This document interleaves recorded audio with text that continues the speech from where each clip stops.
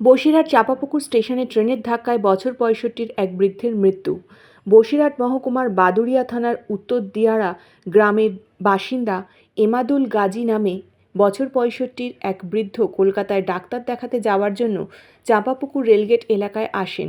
সেখানে এসে স্টেশনে যেতে গিয়ে দেখতে পান সেই রাস্তায় কোমর সমান জল জমে রয়েছে।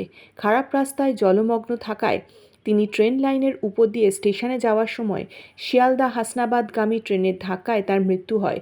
ঘটনাস্থলে তার দেহ ছিন্নভিন্ন হয়ে যায়। সঙ্গে সঙ্গে ঘটনাস্থলে আসে জিআরপি। তারা দেহটি উদ্ধার করে বারাসাতে রেলমর্গে নিয়ে যায়। এই খারাপ স্টেশন রোড নিয়ে এলাকাবাসীরা রাস্তা সংস্কারের দাবিতে একাধিকবার বিক্ষোভ অবরোধ করলেও সুরাহা এখনও মেলেনি। তাদের অভিযোগ, গত দুদিন আগে ওই রাস্তার কাজ শুরু হলেও সেটা ধীর গতিতে হওয়ায় এই ধরনের দুর্ঘটনার কবলে পড়তে হচ্ছে সাধারণ রেলযাত্রীদের।